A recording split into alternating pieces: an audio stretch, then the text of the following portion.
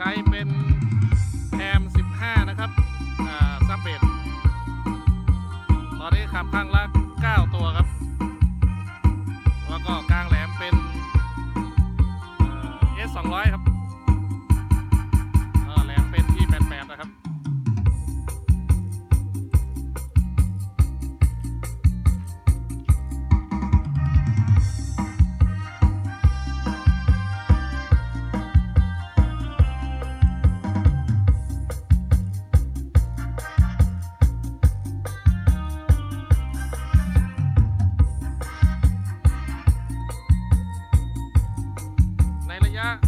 ที่ผมยืนอยู่นี้ก็น่าจะอยู่ที่ประมาณเกือบ20 เมตรครับเสียงครอบคลุมชัดเจนครับก็ถือว่าเป็นที่น่าพอใจระดับหนึ่งนะครับแอมทั้งหมดเป็นแอมประกอบนะครับไซส์สวิตชิ่งหมดนะครับ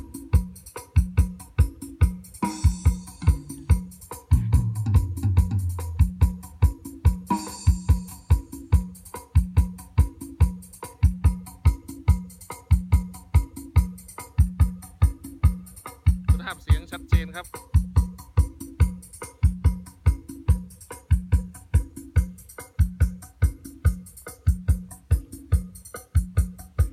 ด้านหลังนี้เป็นทุ่งนานะครับไม่มี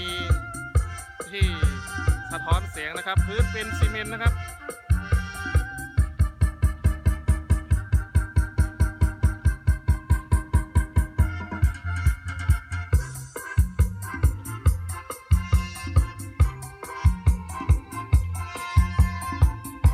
ผมจะหันหลังดูนะครับ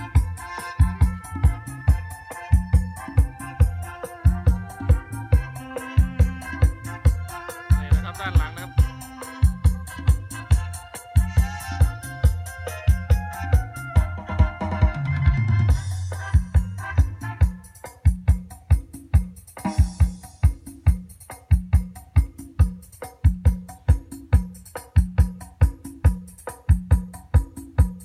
สบายมากครับพื้นที่ประมาณ20 ตารางเมตรไม่มีปัญหาเลยครับ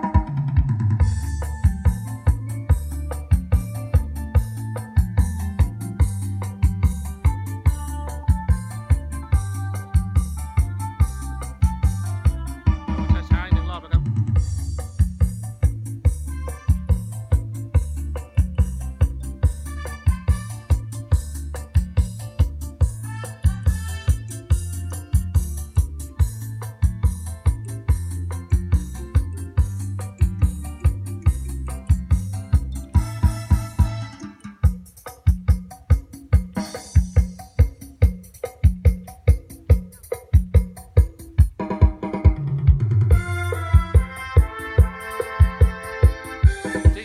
ลำโพง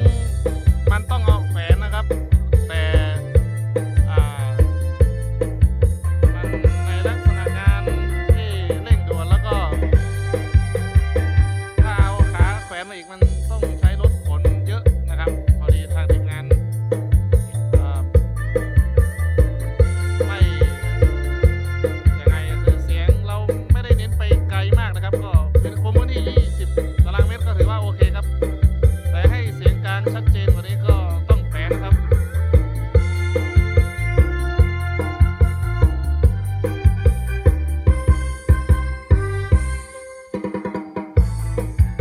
ที่ผมยืนอยู่ตรงนี้ก็ประมาณ10 เมตรนะ10 เมตรห่างจากหน้าเวที10 เมตรครับ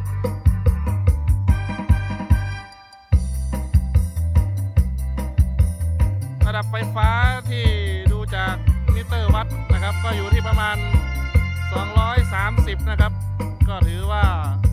ไม่ตกแล้วก็โอเคนะครับ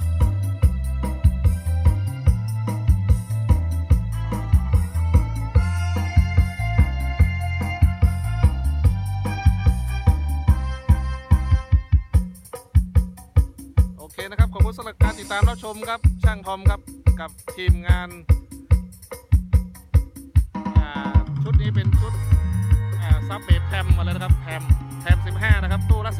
15นะครับ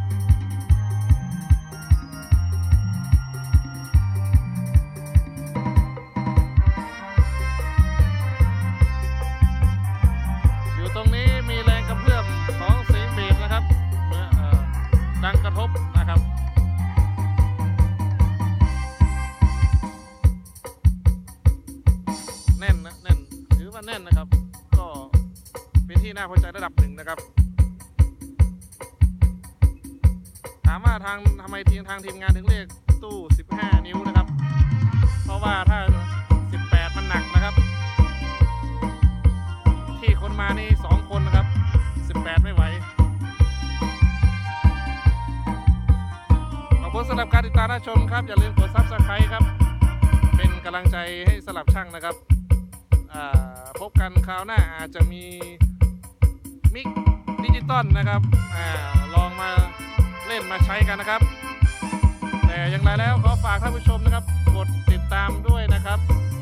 เพื่อเป็นกำลังใจดีๆให้กับทางทีมงานนะครับเราจะได้มีสินค้าใหม่ๆมานำเสนอด้วยนะครับ